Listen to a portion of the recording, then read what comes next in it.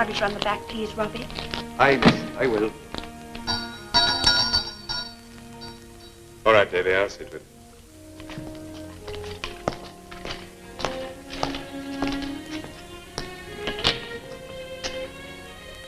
Good evening. Dr. Mitchell, I hope you're better at diagnosing an illness than you are at recognizing a face. Martha. Oh, forgive me. You weren't expected until next week. I exercised a woman's privilege. I changed my mind. Woman, indeed. And yet, 3 years ago... Was I really so awful 3 years ago? Well, you were very young. I know one thing, Martha. You're very beautiful now. Thank you. How is the doctor?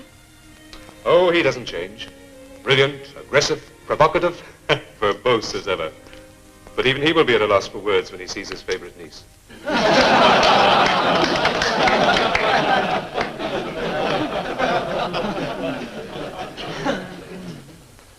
Miracles, gentlemen, are an apology for ignorance and a retreat for fools. You, men of medicine, are the modern miracle makers. To primitive man, the human body was a miracle.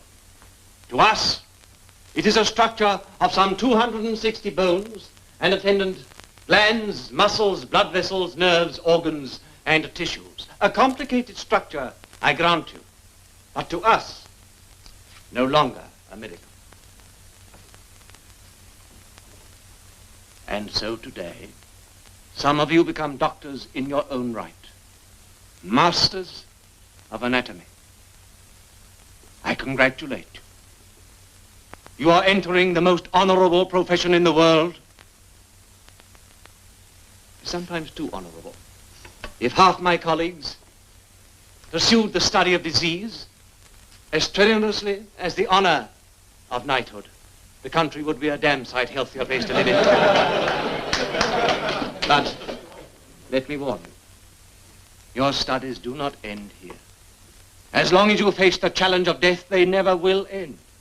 Remember also that death is not only your enemy, it is your friend. Death is an incident producing clay. Use it, mold it, learn from it. And finally, hearken to the words of Mr. Alexander Pope. Know first thyself, presume not God to scan. The proper study of mankind is man. Yes, gentlemen, man, alive or dead.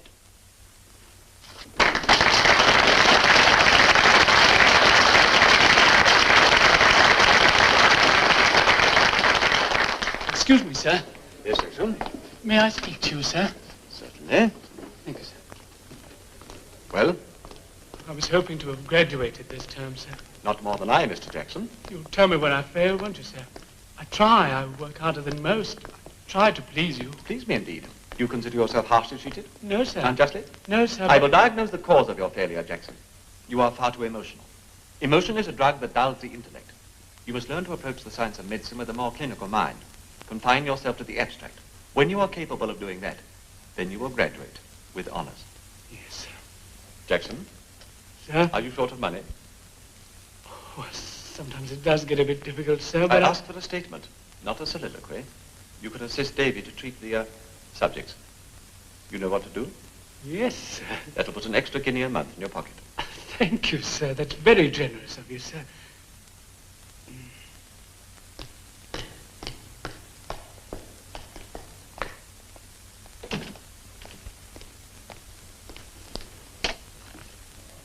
Ah, Mitchell. Well, another 30 witch doctors let loose upon the unsuspecting populace. Good heavens. Uncle. Oh, dear child. Mitchell, we must write and thank Madame Duclos for this miracle. I thought you didn't believe in them. Oh, I do now. From a gawky, long-legged schoolgirl to this. You look quite wonderful, my dear. A tribute to French cooking. I'm proud of you. Thank you. And I'm grateful to you for sending me to France. Mitchell, we must drink a toast to France. You're the man for a pretty speech. Oh, I can hardly compete with you, sir. Would you call my speeches pretty? Tell me, my dear, did you have a good journey? Wonderful. Comfortable? Excuse me, sir. There are two gentlemen here with the stiff. I beg your pardon? With the subject, sir. Thank you. Yes, sir. Attend to this, will you? And don't wait for me. You'll tell him all about the broken hearts you left behind you in Paris.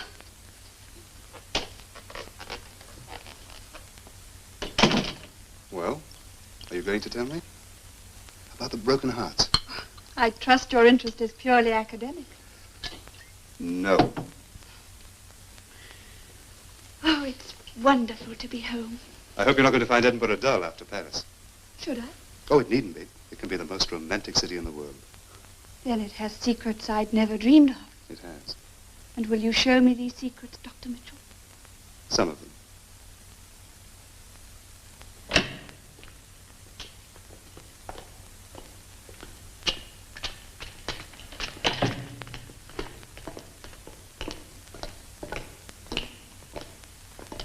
Nice and fresh, sir. Just a week in the grave.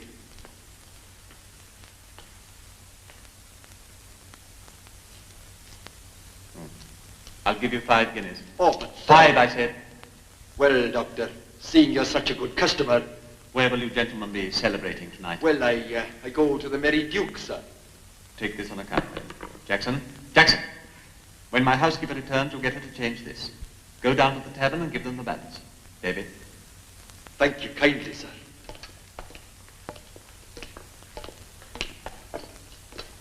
Nice and fresh. You'd think the medical council could do something about it, sir? In what way? So that academies could be supplied legally with bodies. They could petition Parliament. Oh, yes, Parliament. With 500 walking corpses there, you would think they could spare one. The member for Edinburgh would do nicely. Easy now, Jackson. We don't want it to fall apart in the brine. No, sir.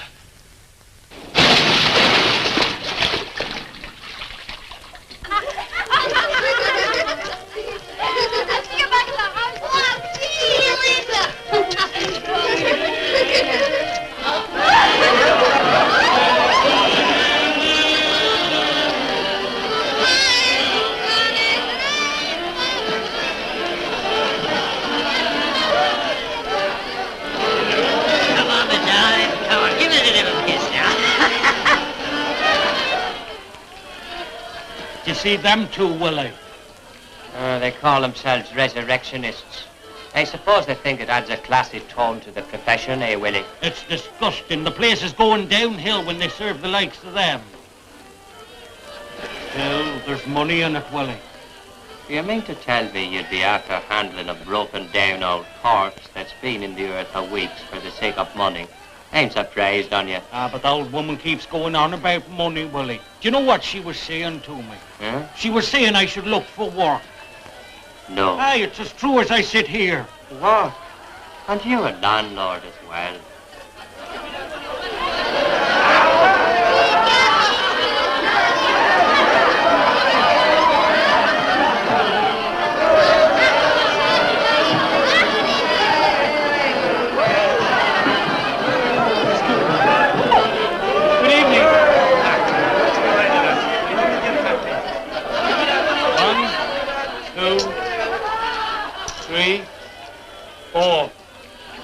Thank you kindly.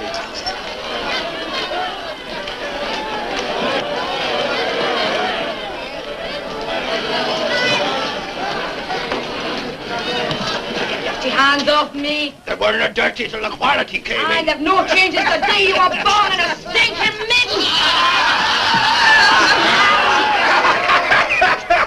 Don't let him near me, mister.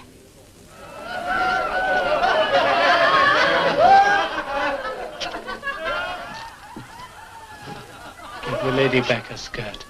Come and get it. Watch, mister.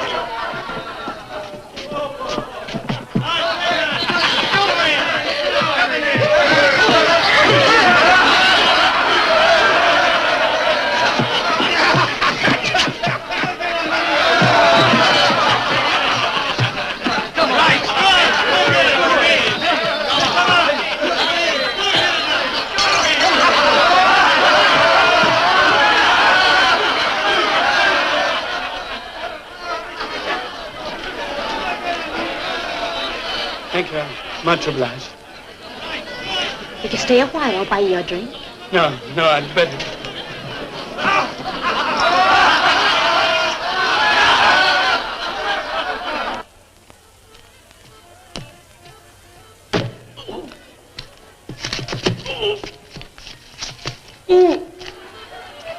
Help, police, murder! Help, police, murder! Come with me. Quick!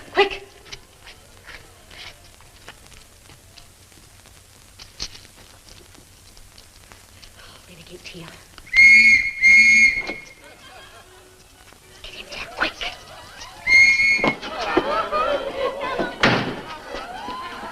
Come on. Hey, Mary! Hi, what do you want? Oh, you have to clobber them in the streets to get a fellow. Aye, well, at least I can still get them sober, dearie. Come on. Hey, come on. Hey, give me that. Come on.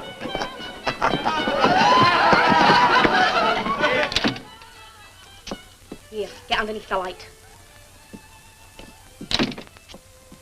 Let's have a look at you. It's not so bad. I'll soon fix that. Sit yourself down. Thanks for your trouble. Oh, it's the least I could do. You help me. Bring that chair over, will you? Look, there's no need to make all this fuss. No fuss.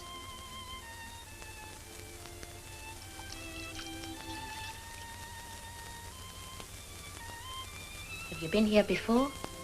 No, I haven't.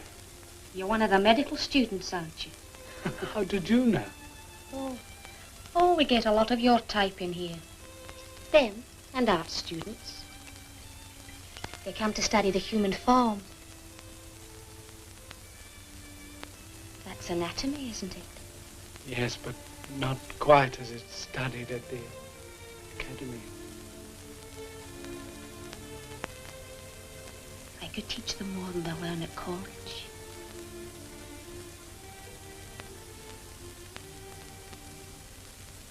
Don't you think I could? I think I'd better go. Did those villains get your purse? No, it's still here. Good. I'd better go. Don't you like me? Yes, I do. Stay a wee while. No,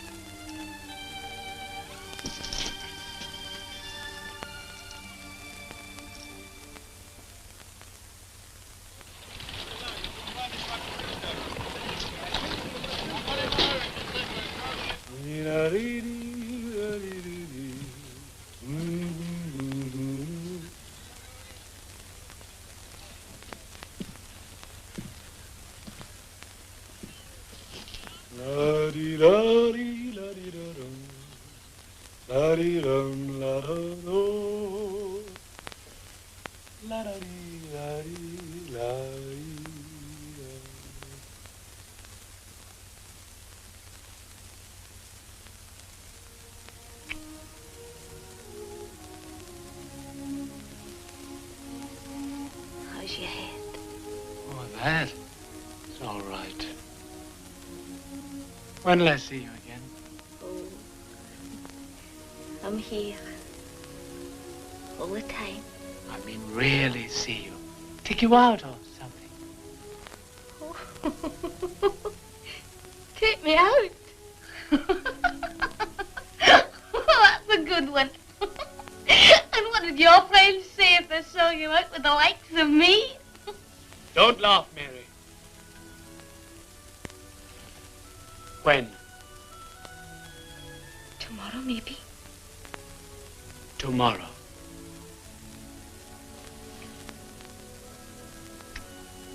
You'd better go.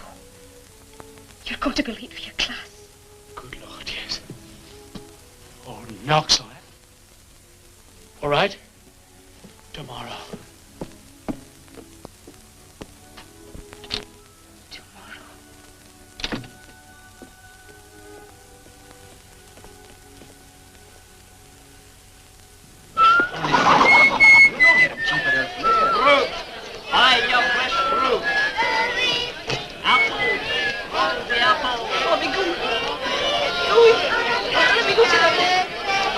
Go away. Go away.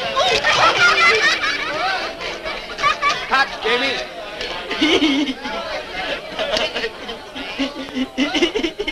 What a lovely rosy apple, Jamie. Say, Mr. Corn, Mr. Hare. Did you hear that, Willie? Hey, Mr. Corn. Oh, it's a great wit the boy has. Get her the You know, Jamie, there's one thing you gotta learn. It's a hard life for an Egypt.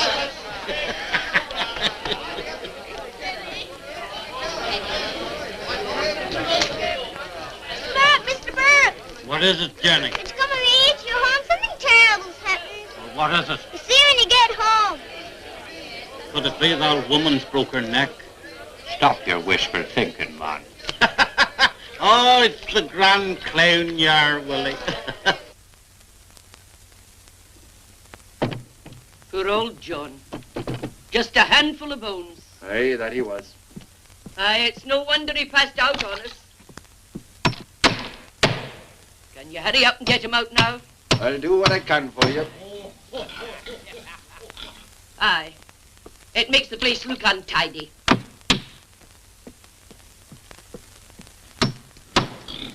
Guess the news, Willie. Surprise me. Old John's been and died on us.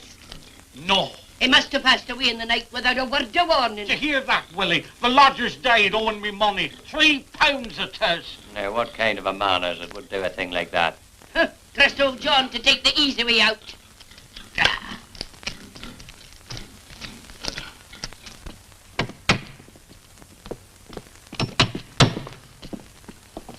Here's business. Very slack. I'm away for some help, Mrs. Burke. He'll be gone sooner than a dog can wag his tail. That'll be tomorrow. I don't know what the rest of my lodgers are going to say. Well, he's one less to worry about, the dirty old swindler. Oh, stop your moaning and go and put the bed to let sign out. What's for dinner? Kippers, I can make do with the ones we had yesterday. They're still repeating on me. if you'd earned a copper or two, you could have Finn and haddock. Oh, there's one there in the cupboard, but I think it's gone off. So's poor Johnny. You know, Burke, I was thinking. It's a shame for Johnny to be going to a pauper's grave. And him with an unpaid debt on his day in conscience. Aye.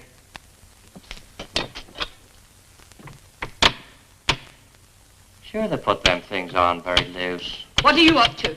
Burke, could your missus go down to the pub and get a can of gin? And what do you think I'm going to use for money? Stop your clacking, woman. Have you no respect for the dead? Here. You're not so generous when it comes to paying your share of the house. There's your man here says be off with you. Yeah. We could get 6 guineas for him up at the doctor's place and that'd wipe out the debt. Aye, and besides giving him his rightful chance of salvation. It's a great pleasure to be doing someone a kind service. If only he knew how happy he would be. Ain't he got a mean old face? No wonder he died owing me money.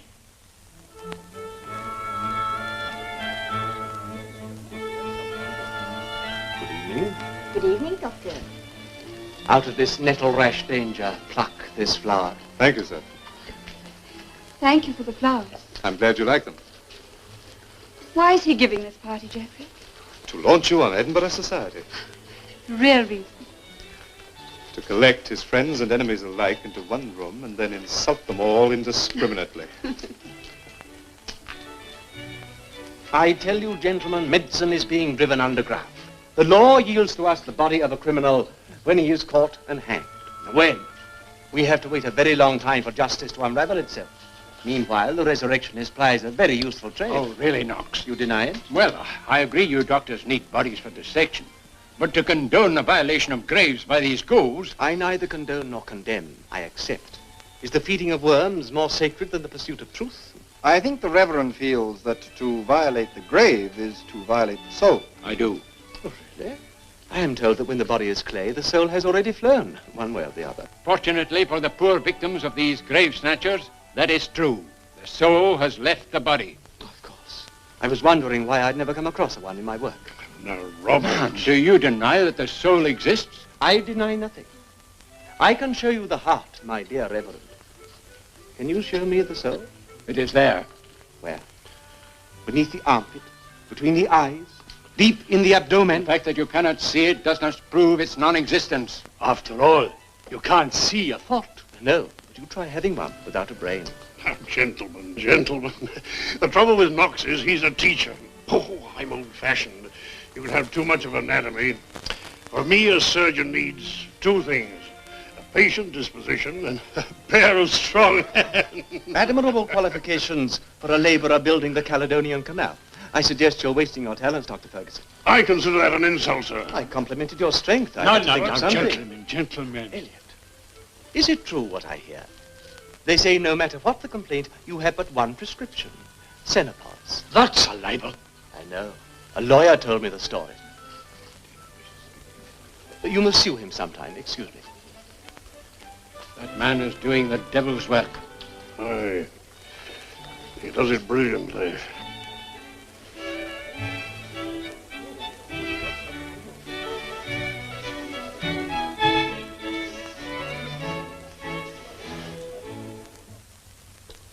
It's terrible creepy here, isn't it, Willie? And leave the talking to me.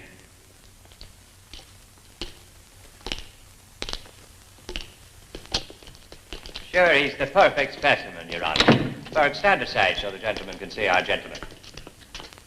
Died only a few hours ago, Your Honor. We heard you like them fresh, sir. This one's as fresh as a new-cut cabbage.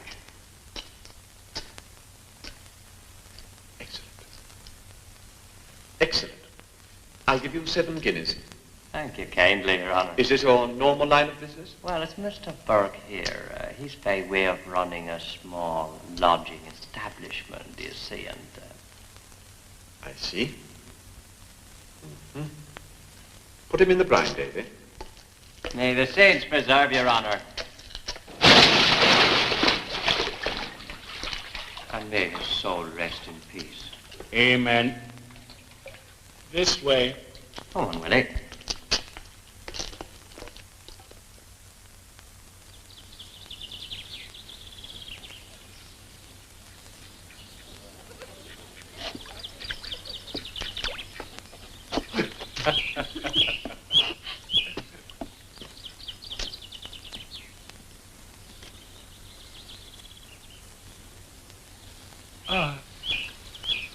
How do you do, Miss Knox?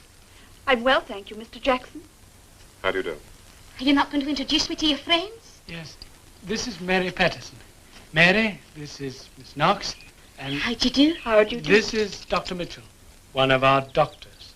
Oh, you're one of them, are you? How'd you do? I'm very pleased to meet you. It's a lovely day. Oh, yes, yes, it is.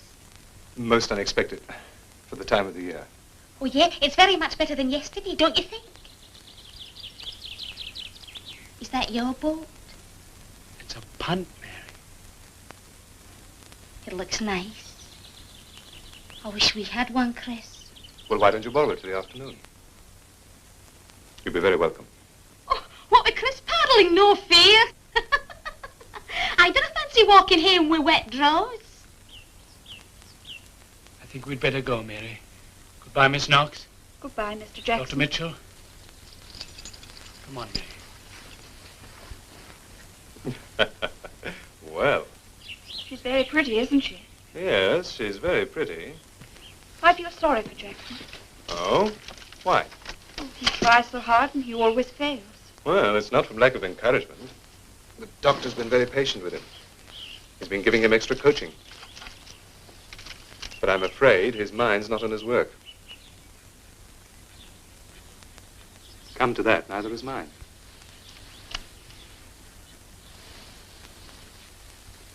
What's the matter, Mary? Were you ashamed to introduce me to your friends? Oh, they're not exactly friends, and I wasn't ashamed. Well, you looked it. Look, Mary, I'm proud of you. You know that? I'm the proudest man in the world. Oh, you need a woman about the place. I need you. Oh, Leave yes, it. Mary. No, leave it tonight. You. Tonight. Can't. I've got to work tonight. What? Tonight? Got papers to prepare for tomorrow's lecture. I thought perhaps we could go out for a wee drink somewhere. And then come back here. No, I... Don't work tonight, Chris. Not tonight.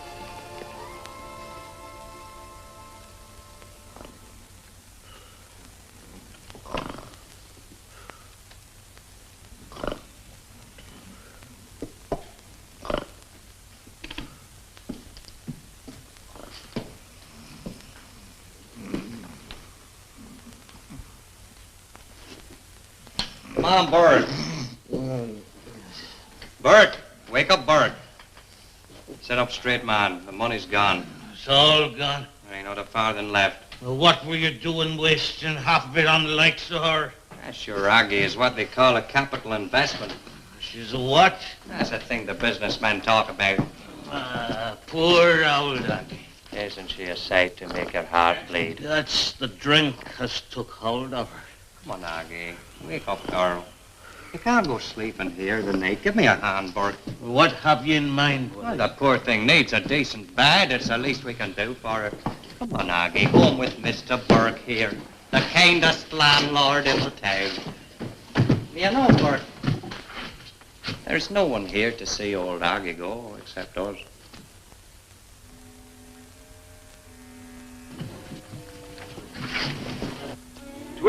O'clock, all's well.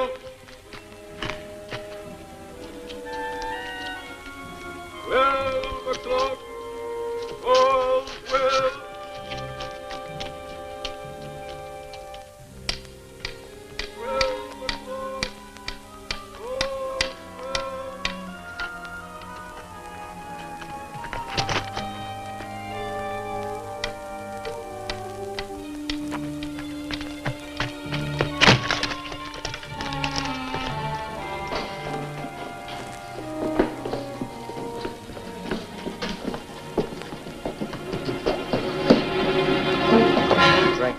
What's she doing here? Mind your business. Where am I? Oh, Aggie, you're among friends. Me and Burke here. Aggie, me dear, you're in no condition to be walking abroad now. Burke, give Aggie a drink of the whiskey. That's me, girl. I can see the bloom coming back to your cheeks, all right. Helen, go outside and keep watch. What for? Do as Willie says, woman.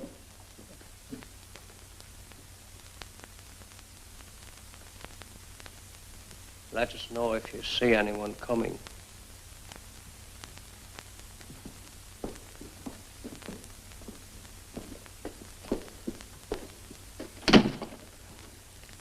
Willie. It won't take a second. Now, Burke, you wouldn't want to be turning old Aggie out. Her feeling so weary. What are you up to? What? Now, Aggie, you're not thinking our intentions are dishonorable. You're old enough to be my own mother. Rest her soul. You're a couple of kind-hearted boys.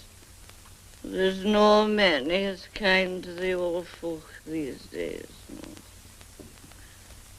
Oh, I'm awful sleepy.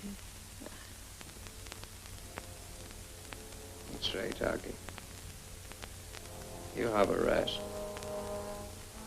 Have a good rest. Do you hear that, Burke? She wants a rest.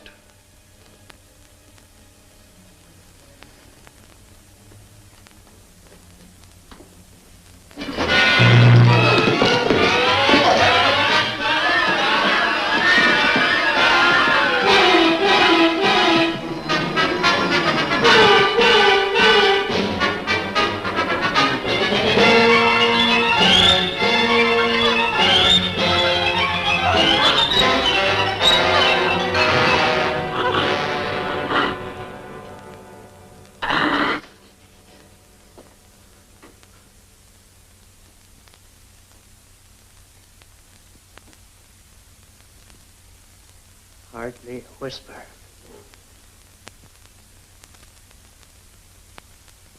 Sure, the old girl's better off. She'd know where to go. That must be a terrible thing when you're old. She bit my hand, Willie. She bit it. Well, you can't blame her for that. Here. Put her in here. Fold her up nicely, Burke.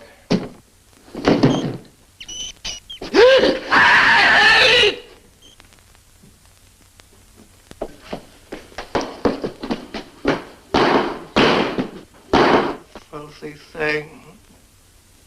A filthy, rotten thing. Ain't she a beauty, eh, Willie? Ain't she a beauty?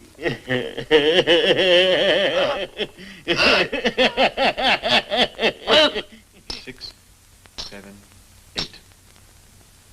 You say you found her dead drunk in the street. But fresh as a herring, Your Honor. And already pickled, as you might say. I prefer the subjects to be pickled externally. This one is liable to explode. However, her heart, I suppose. You're a great man to be doing business with, Doctor. Do you take the snuff? Would you be wanting a more or less regular supply of poor unfortunates like Aggie? There's always a big demand for subjects here. Isn't the hundreds just like her in this old town? Nowhere to sleep and with the freezing cold. It's a wonder the whole place isn't littered with corpses.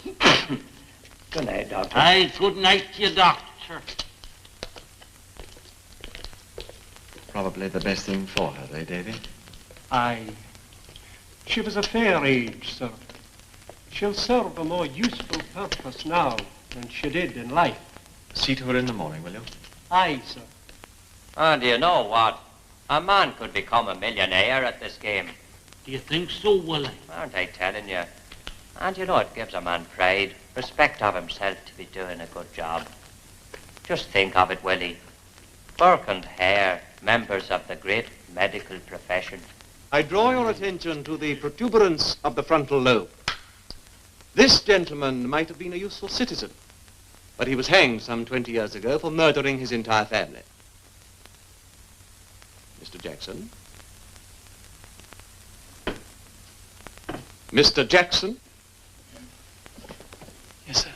Will you be kind enough to step onto the platform? Yes, sir. Now, sir, will you please explain to us how modern surgery might have saved this man from the gallows? Yes, sir. First... Use the pointer, Mr. Jackson.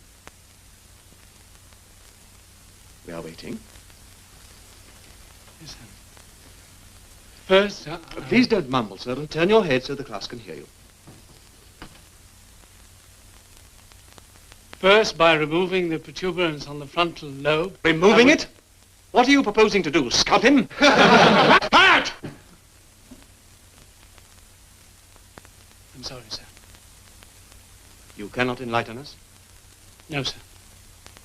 Were you not given a thesis to prepare on this subject, Mr. Jackson? Yes, sir, but you see... That will be all. Mr. Smedley? Proceed, Mr. Smedley. Modern surgery could have lifted part of the lobe, approximately 1/8 of an inch, so that the pressure would be taken off the brain. Very good. Continue, please.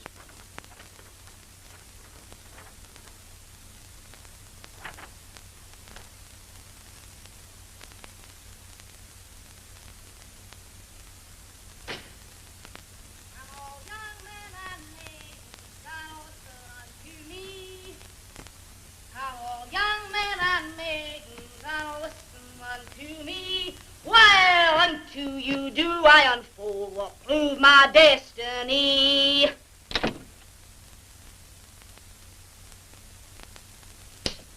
What you looking at me like that for? I was just looking.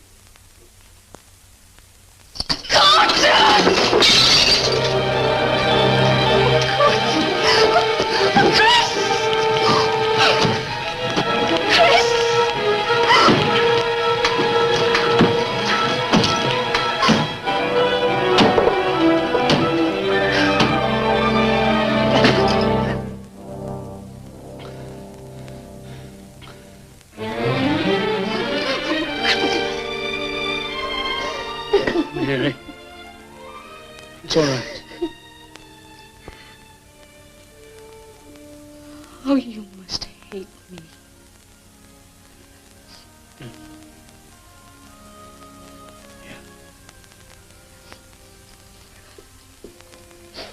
Where did you go? Oh, I went across the road for a wee drink. You know how it is. Yeah, I know how it is. Chris, Yeah? you know you asked me to think about... About marrying me. Well? No, Chris. Couldn't I make you happy? You see the way I am. Half of me wants to be with you and the other half keeps tugging the other way. I'm not a good girl for you, Chris. I never was. I need to go out and laugh and have fun and maybe have a drink too much, you know? I don't want to make you miserable. Look, Mary, I know it's dull for you sitting about here, but I've got exams to pass. I'm going to be a doctor. I know that. But I will try and take you out more. Honestly, I will. Will you, Chris? You promise me one thing, Mary. What? Stay away from that house. Try. Really, I'll try, Chris. Promise me. I promise. Good. And tomorrow night I'll take you out and set the town on fire! Oh, let's not talk about fire, Chris.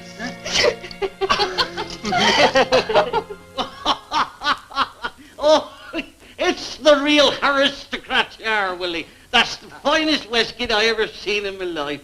That suits the colour of your eyes. Bloodshot. Ah, keep a civil tongue in your head, woman. Is there nothing for me? What do you want? Oh, I saw the bed to let notice. And if the bed's still vacant... Oh, don't stand there in the draught. Come in.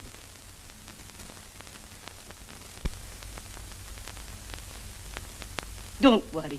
You're with friends. It's more than welcome you are, and that's for truth, eh, Burke? Aye, that's the truth. As welcome as a golden guinea. Hey, would you like a bite of something to sup? Helen, my darling, don't just stand there. Go and get the gentleman a plate of something. Oh, you're very kind. I'm a poor man, but I won't be any bother. Oh, sure, you'll be no bother at all.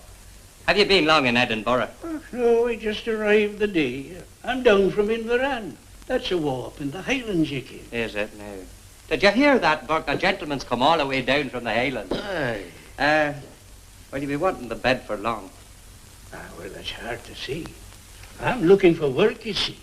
I see. Tell me, do you take the snuff? Okay, thank you. Tell me, Mr. McLaren. Angus McLaren. We'll just call you Angus. Tell me, Angus, have you got any friends in this town? Oh, no, I'm just a crofter.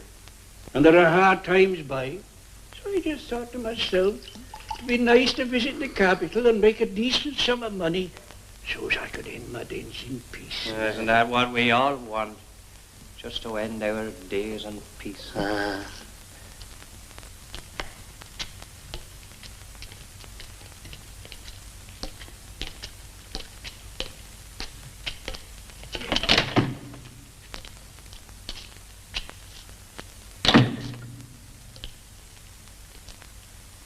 You've done business with us before, I gather. Oh, aye, sir, that we have. With Dr. Knox. The doctor is occupied at the moment. I'll attend to you myself. I'm Dr. Mitchell. Well, open the box. Aye, sir.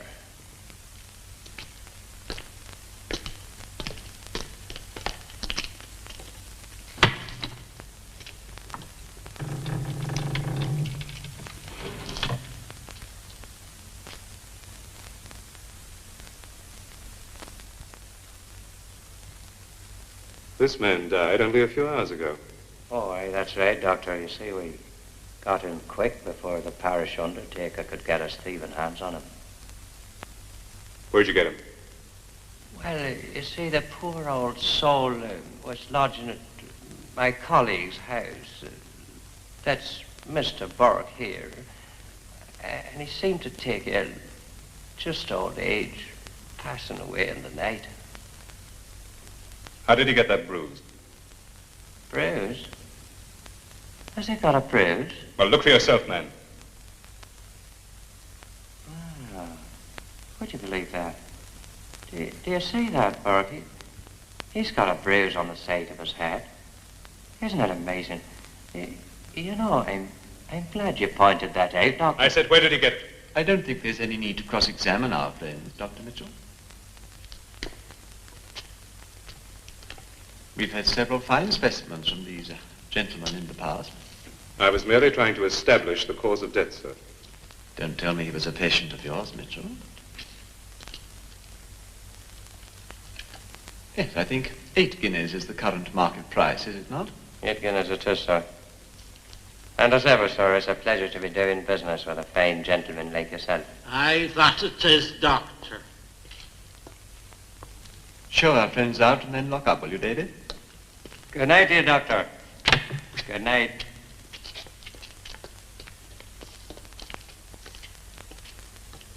Dr. Knox. Dr. Mitchell. Are you satisfied that subject died a natural death? Why do you ask? Those 2 men. What do you know about them, sir? I know nothing and care less. And you'll continue to accept subjects from them without question?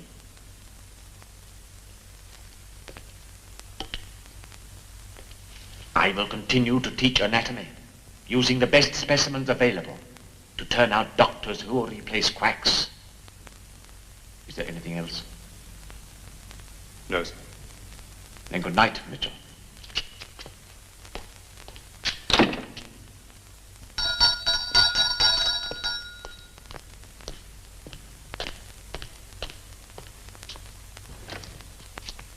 Is Dr. Knox engaged? No wish to be disturbed. The doctor is busy now. We'd like to see him on an urgent matter. Will you kindly tell him? Come in, gentlemen.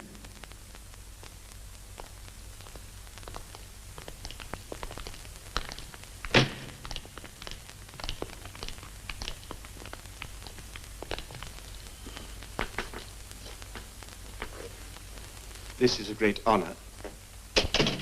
4 of Edinburgh's leading surgeons. Dear me. I hope you still consider it an honor when you've heard the purpose of our visit. Nothing could change my opinion of you, gentlemen. Proceed. An article by Dr. Knox. Page 13, but pray don't trouble to find the place, Dr. Elliot. I have an excellent memory. A few months ago, a man came to the Edinburgh Infirmary with an aneurysm connected with one of the larger arteries of the neck.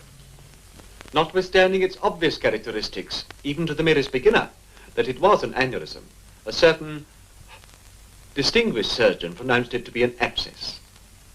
Accordingly, this celebrity, who was once an amateur member of the Ring, and who prides himself, among other things, upon the strength of his hands and arms, without pretension to head, plunged his knife into what he believed to be an abscess, and the patient died in a few seconds. Oh, the damned effrontery! How dare you? Dare? Is that a challenge? Why didn't you name the surgeon? Are you frightened of a lawsuit? Since we all know your name and your reputation. You heard that, You gentleman? surprise me, Dr. Ferguson. I would prefer to remain anonymous. I intend to sue you to the last penny in your possession. A most laudable enterprise. No doubt your preoccupation over a rich harvest will inspire a more adequate excuse for your next failure. Why, you? Why didn't you let him strike me? Or were you thinking he would have provided a more potent weapon in the law courts than a mere wrangle over an undisputed fact?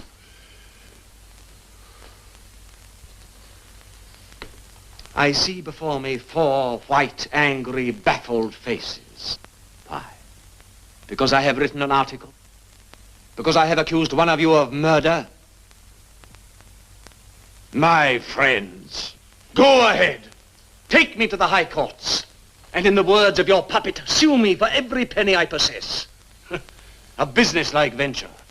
I wish you better success in the field of commerce than you have enjoyed in the sacred task of our profession. Is that all you have to say? No. I am aware that the path of truth was never strewn with roses. On every hand one encounters a grey gauntlet of empty threats. To be condemned by ignorance is a compliment to knowledge. Croak your miserable way to the law courts if you dare. I will meet you on the steps with a torchlight to scorch into your souls and leave them bare as a warning to your future victims. And now, if you will be so good as to incline your heads slightly to the right, you will observe the door. Please use it.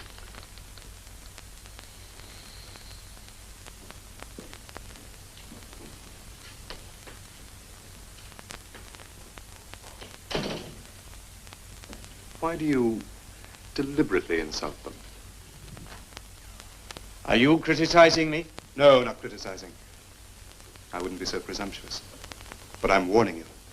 Those doctors will harm you if they can. How can they harm me?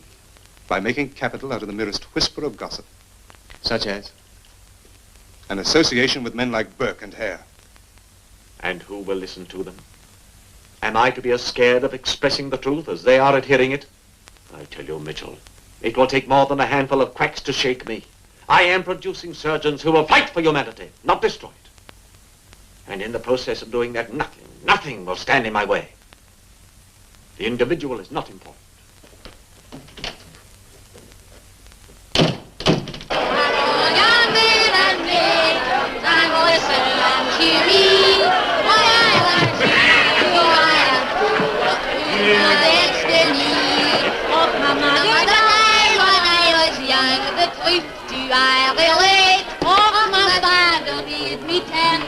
Hey, what's the time?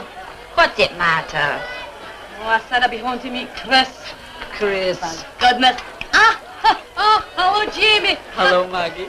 I got a new wee rhyme for you. What? You stop your fidgeting me now. Come on, what's your line? What's your line, Jamie? It goes like this. There are creeping and crawling and six-legged bogies and things that go bump in the neck. Oh, that's very good, Jamie. Isn't that good? Aye, it's good. I'll give you a penny, huh?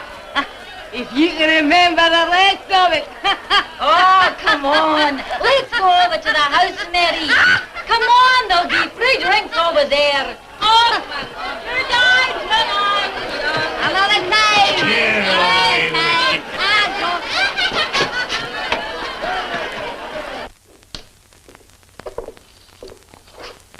Mary?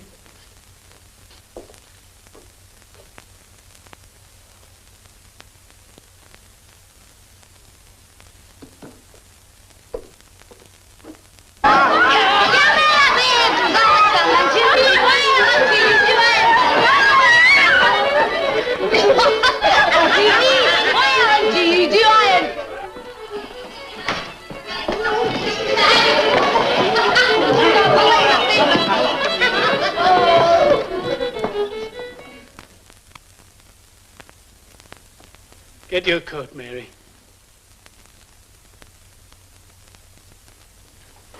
Get out of here. If you want a scene, I'll give it to you. You're drunk, Mary. Let me take you home.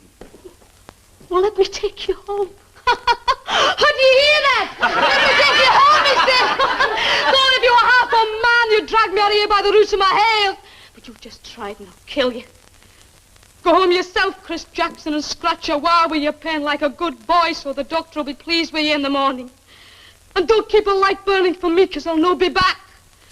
I'm not going to be bored anymore by your mealy-mouthed talk.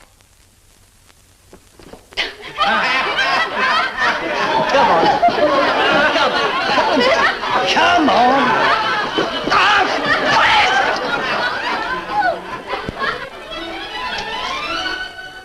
Chris!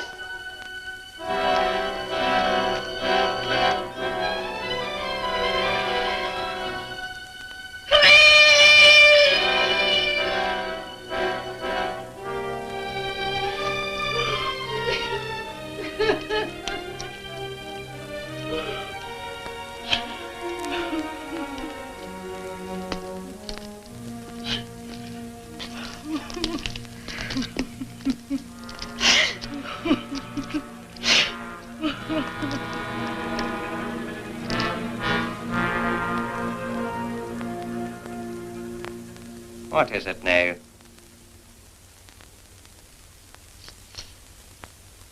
nothing. Give me a drink. Of course, me darling.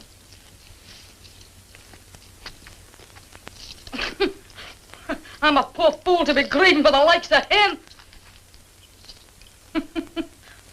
Imagine me thinking I could make a man out of a ninny. There's plenty more of that where we're going. Why? Where'll that be? Tanner's close. Just the three of us. As cozy as 3 bugs in a rug. It's just around the corner. Just around the corner. Just around the corner. Just around the corner.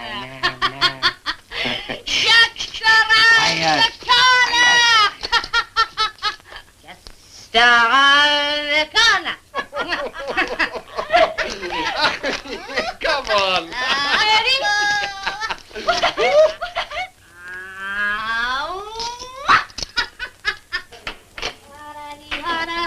Mother, make my bed sing.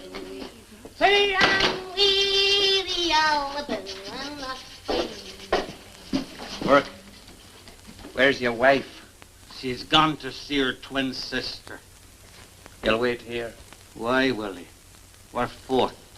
Because I'm telling you. Oh,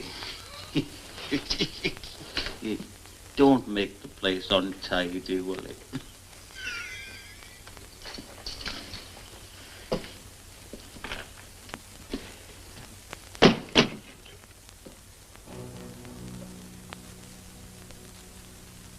We're together, Mary.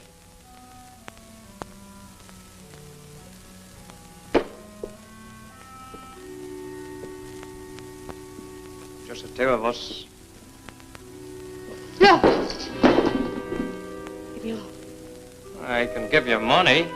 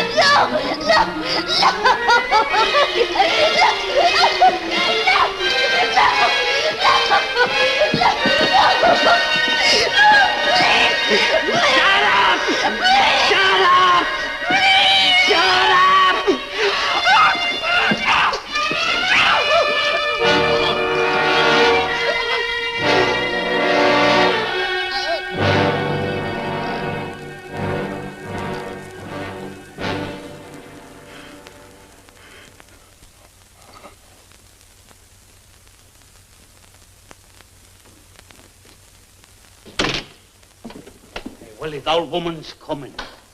Well, let's get her. Hey.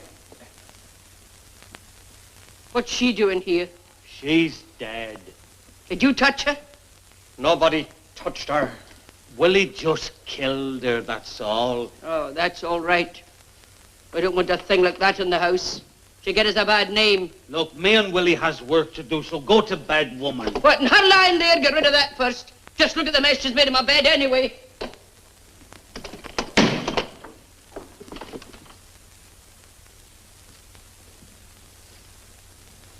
She looks lovely, Willie.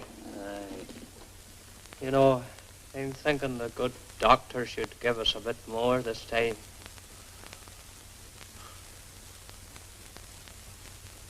But death is not only your enemy, it is your friend.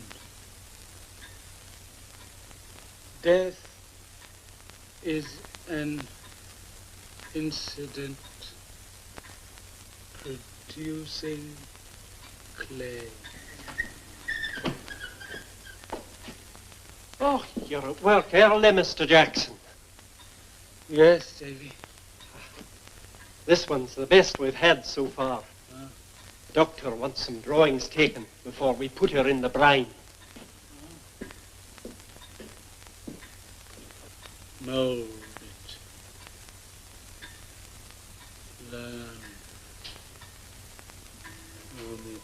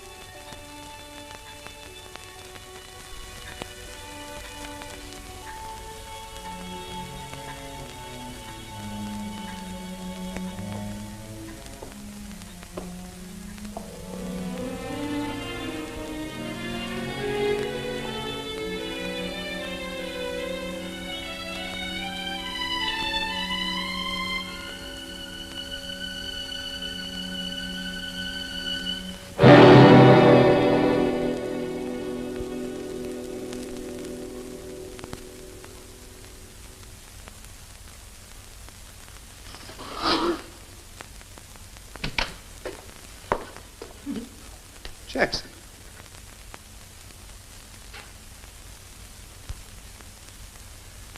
Well, what is it, man? Hey, what's the matter with you? Jackson!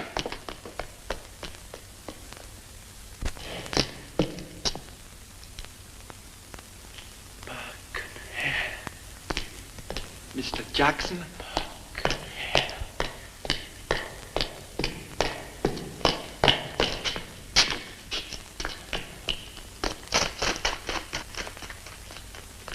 What is the matter with Jackson? Aye, he was acting very strange. I can tell you why.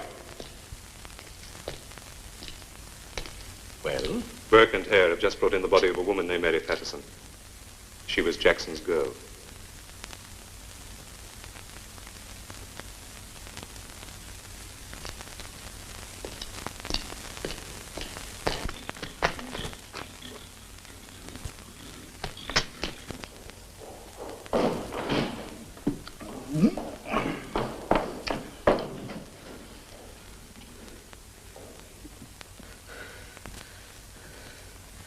You killed Mary Patterson. I never touched her. Be off with you. You killed her. Now get back to where you come from. You killed her! You and your cutthroat friends! You killed my Mary! And took her to Dr. Knox! You killed...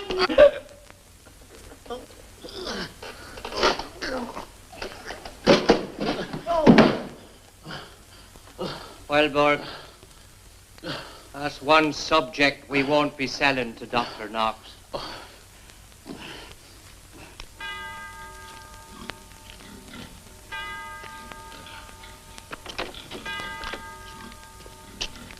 Good night, Mr. Hare. Good night to you, sir. Come on, me darling. Hey, you'll be as sober as a judge in the morning.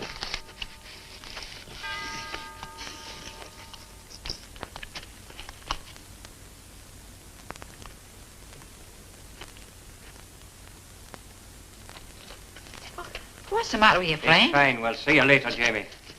Oh, I may as well come along with you. Can I give you a hand? He doesn't look very well. All right. He's had too much to drink, that's all. I wish I could say the same for myself. Well, here. Mr. Hare, you've given me a golden guinea.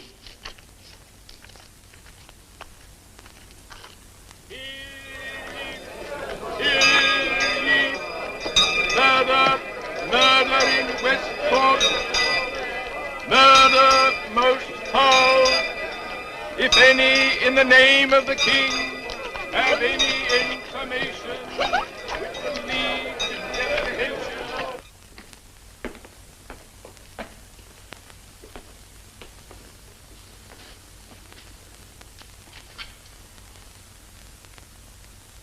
Christopher Jackson. Are you quite sure, sir? Quite. You say he was stabbed? Yes, sir. He was found in an alleyway early this morning. Do you know of any reason why somebody should want to kill him? None. He was a quiet lad, hard-working. I don't know about his personal life. Do you, Dr. Mitchell? I can't think why anybody should want to kill him. Well, thank you, gentlemen. I don't think I need detain you any longer. Thank you, Inspector.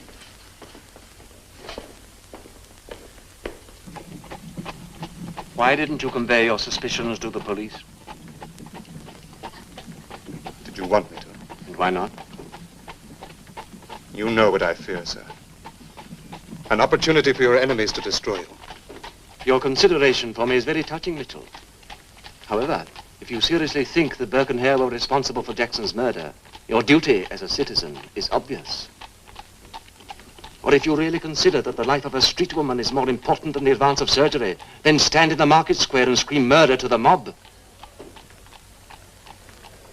I was thinking only of Jackson, sir.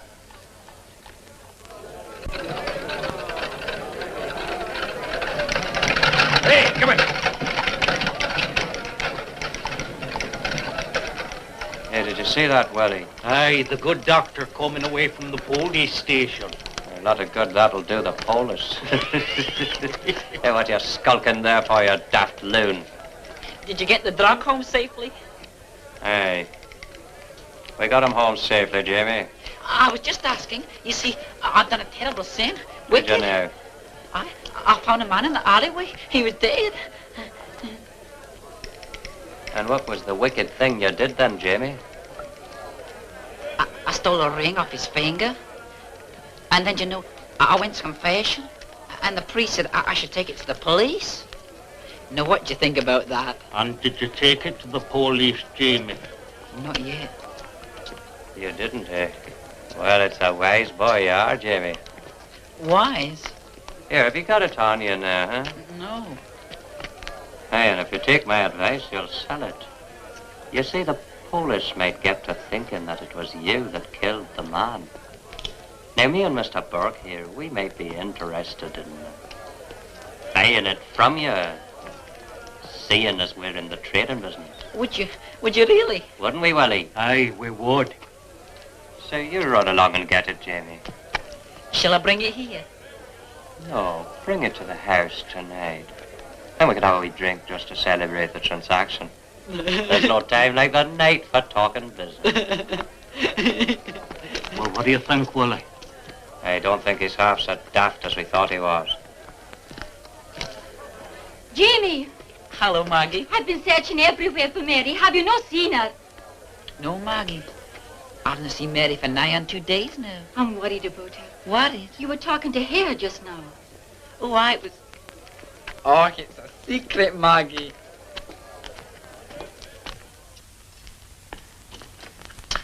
Jeffrey, I have a confession to make. Oh? Today I overheard some of the students discussing the doctor. They were saying terrible things, Jeffrey. They were saying that the doctor is in particular how or where he procures bodies for dissection.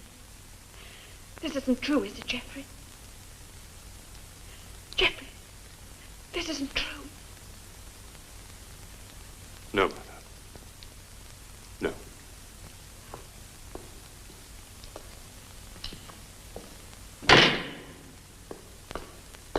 Good evening, Mitchell. Can we discuss tomorrow's lecture? I trust you received my notes. Yes, sir. Our subject is the heart.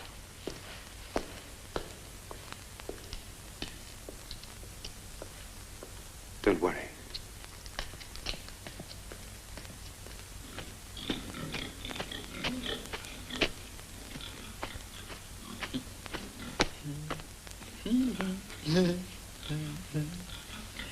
Hello, Mr. Burke. Hello, Mr. Hare.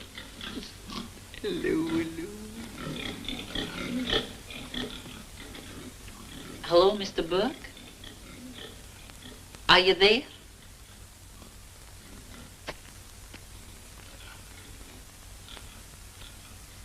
Hello, Mr. Burke. Are you there? Mr. Hare? It's me, Jamie.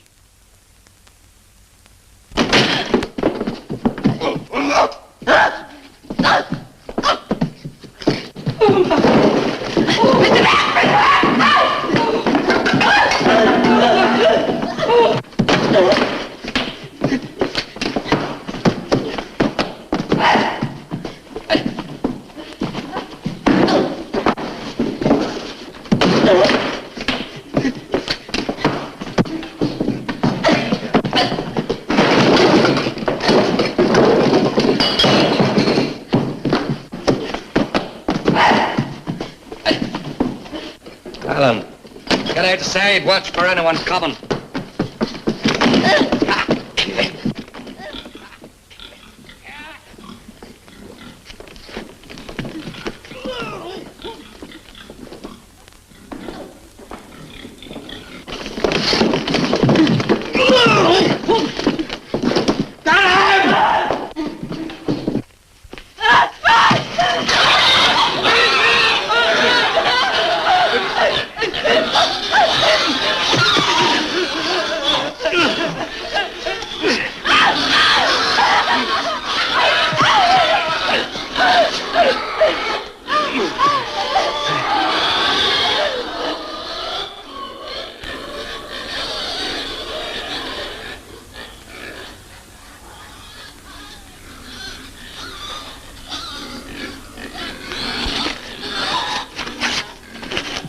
Into the house, Millie.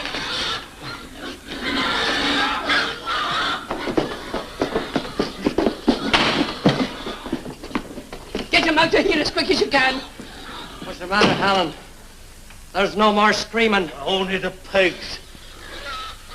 Get the box ready, Burke. Oh. And don't let's be forgetting the ring. That's what he come here for.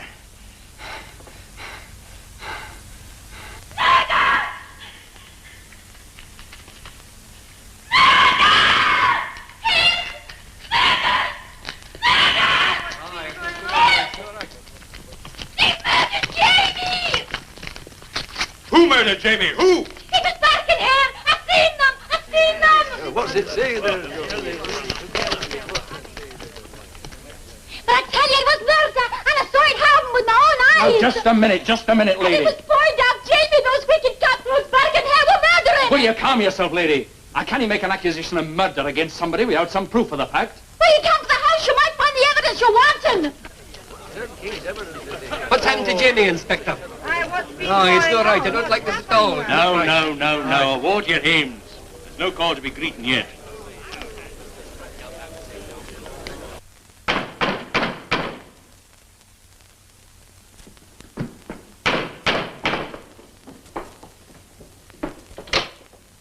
All right, Mistress Burke, where are they?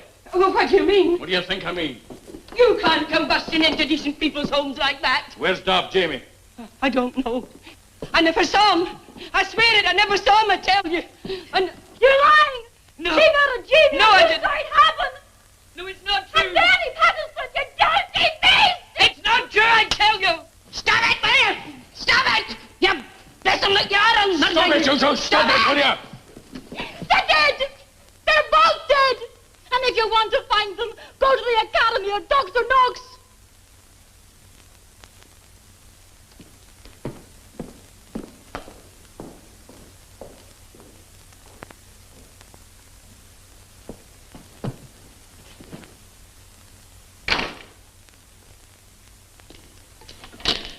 Dr. Knox, in a few minutes, Burke and Hare will bring you another subject. I beg of you not to receive it. And why not? Because the police know it was murdered. A woman witnessed it.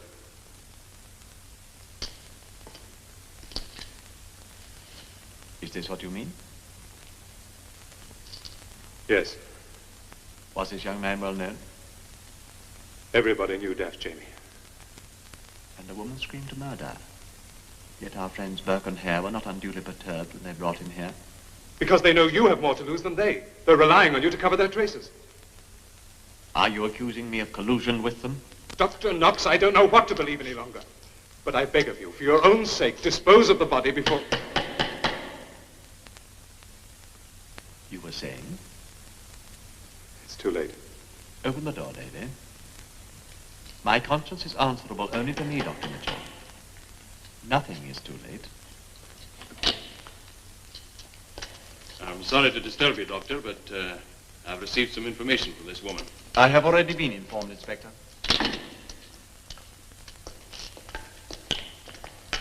That's him. That's Jeannie. Poor Jeannie. It was delivered a few minutes ago by two men of the name of Burke and Hare.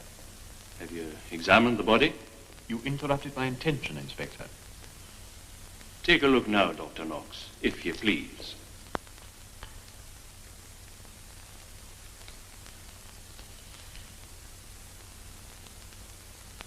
Could you state the cause of death? Violence, without any doubt. They've been murdering right under our noses. And what's the law doing about it? Let's get after them ourselves. Bring Come on. That's right.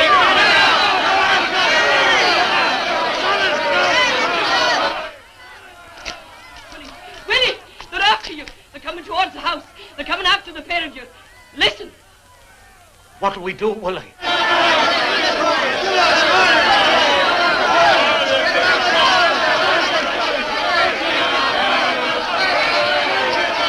It's all up with us. They're close by. The warehouse. We can hide there. What about me? You stay here, woman. No. They'll turn and run at the sight of your ugly face. No! Don't leave me! You coward! You dirty, rotten coward!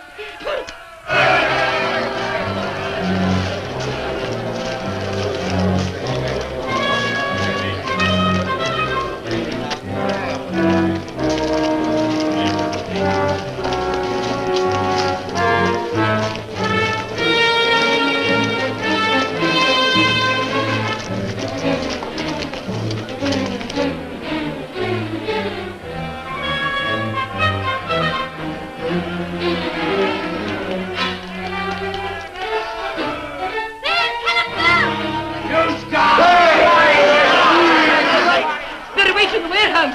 Better wait till the warehouse. Come on. All of you.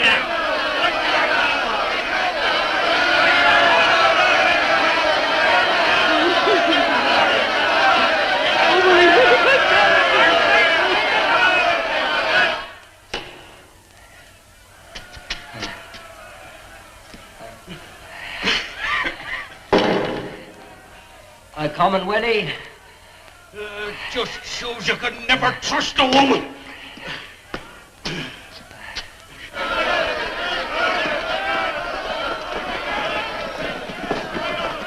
Come on!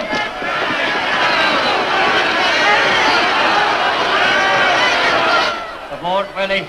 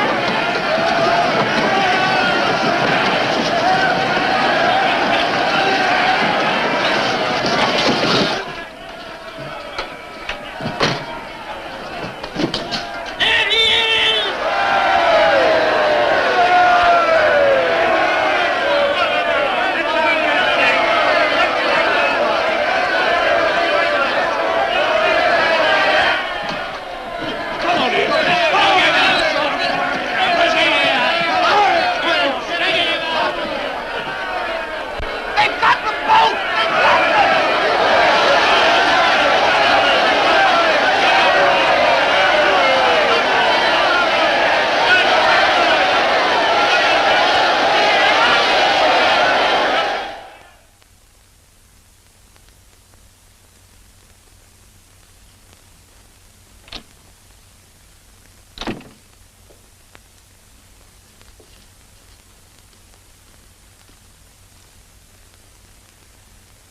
They've arrested Burke and Hare.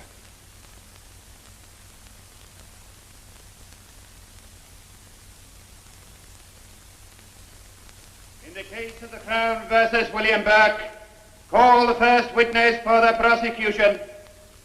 Call William Hare. William Hare. Silence in court. Place your hand on the Bible. Do you solemnly swear to tell the truth, the whole truth, and nothing but the truth? Oh, that I do, Your Honor.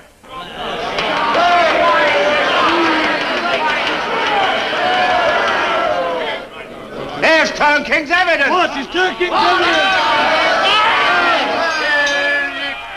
In the trial of the Crown versus William Burke, the verdict has been reached. Guilty! Dr. Knox, no charge! Dr. Knox, no charge! Shame! But why should that old scoundrel get away free as air? None of the time what was going on. There's me, one of them deserves to live. And as for Hare, they never did an honest day's work in their lives. At the very least, Knox should be put behind bars. He's as guilty as either of them. Now, if anyone else has anything to say against Knox, he'd better tell me now.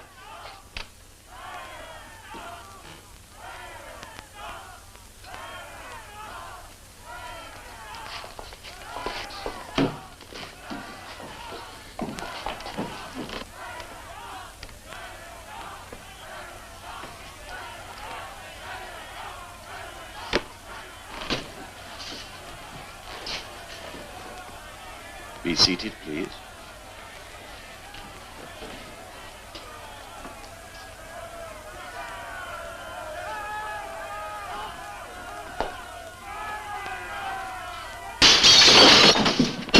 Keep your seats. The subject of this morning's lecture, gentlemen, is neurology.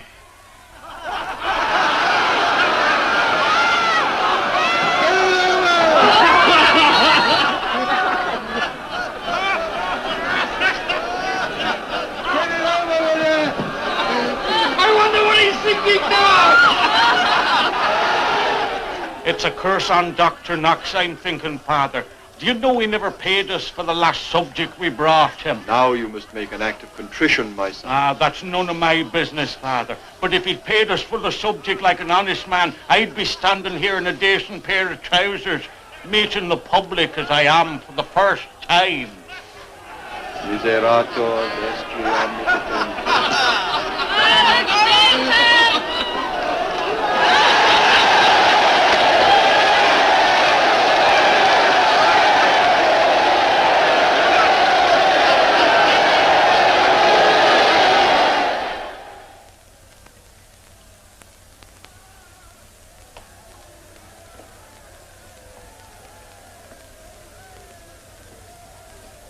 There are no charges against you, Mr. Hare.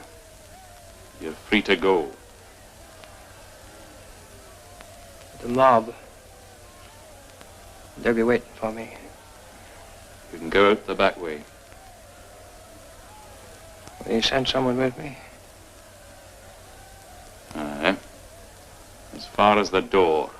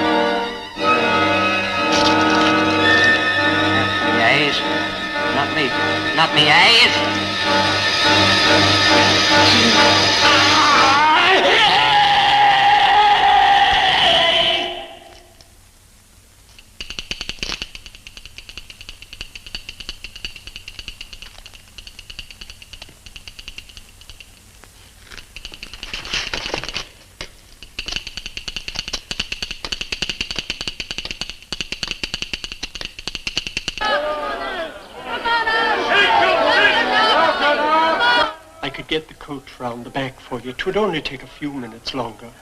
And keep the medical council waiting, Davy. That would be unforgivable. Oh, I beg of you not to go out there.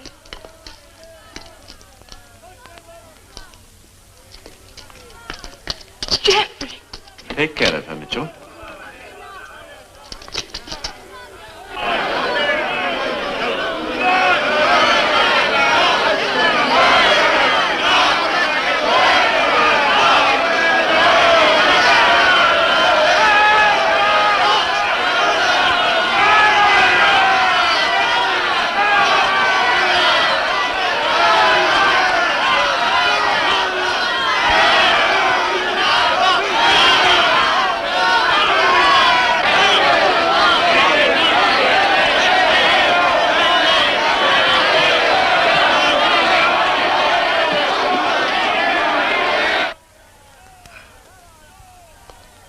He's indestructible.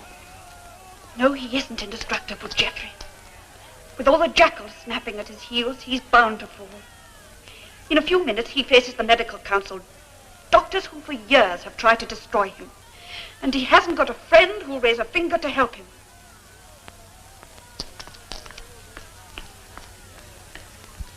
This is not a court of law, Dr. Knox. The medical council is concerned only with the honor of our profession. Have you nothing to say? Nothing. You are my judges, gentlemen. This is a heaven-sent opportunity. Make the most of it.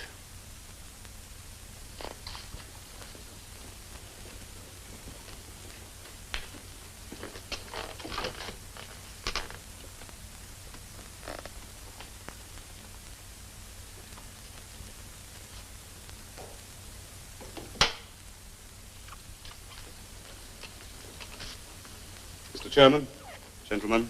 I don't think we require your presence, Dr. Mitchell. I feel there is something you ought to hear, sir. Very well. Gentlemen, I haven't come here to defend Dr. Knox, and I'm not going to plead for him. We have all traded in death. Bodies snatched from the grave, bodies taken from coffins before they went into the grave. In all the years of your experience, can you deny that doubt has ever entered your minds? As to what, Dr. Mitchell? As to the cause of death. This is a scandalous implication. It is more than that. It is an accusation. We are the students of Hippocrates, but some of us are hypocrites. Look into your hearts and seek the truth.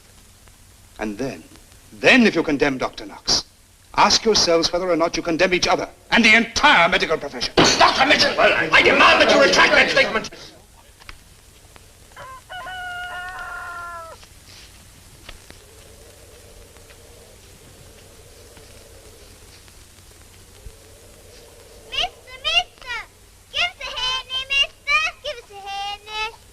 And what will you buy with it? Oh, just a few sweeties, that's all. I'm sorry. I haven't any money with me.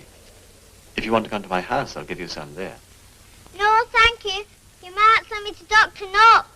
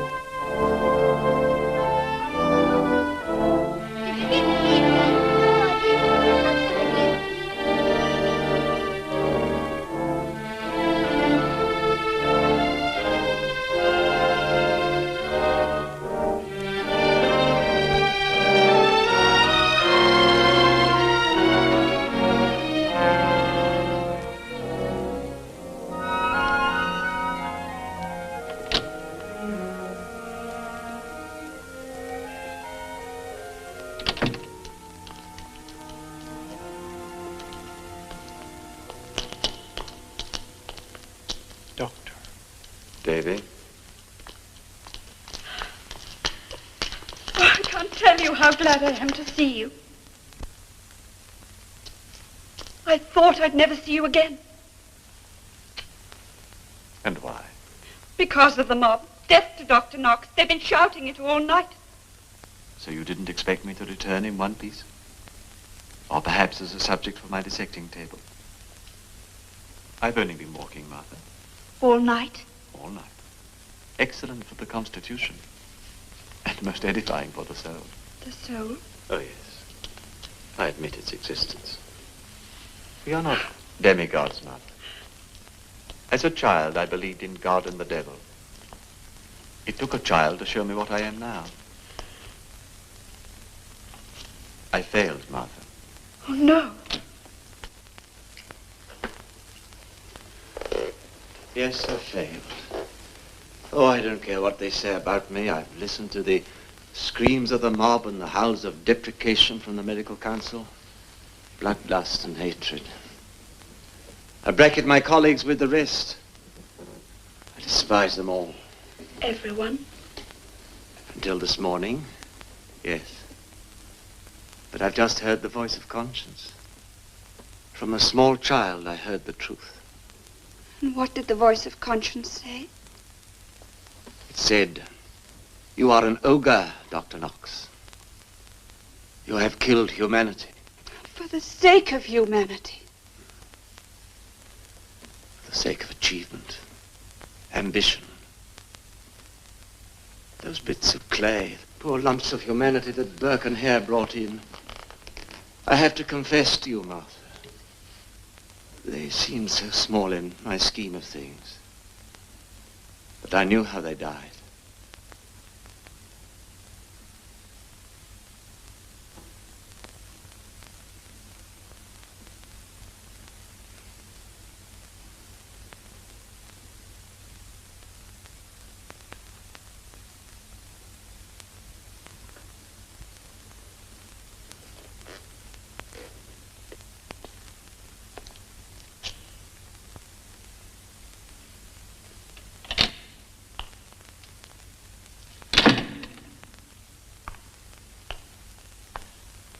They've reached their decision. You are exonerated. So, they've decided to let the world judge me. Very courageous of them. It is time for my lecture. I have never missed a lecture, Mitchell. No, sir. It'll be quite a new experience, talking to empty walls. At least, they won't criticize me.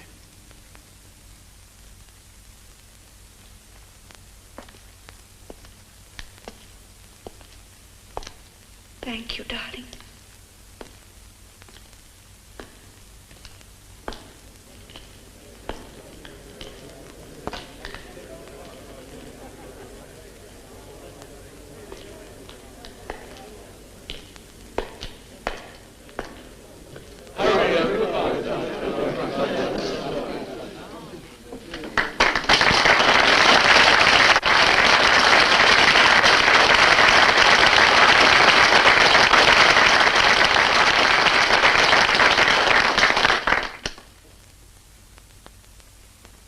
Be seated, gentlemen.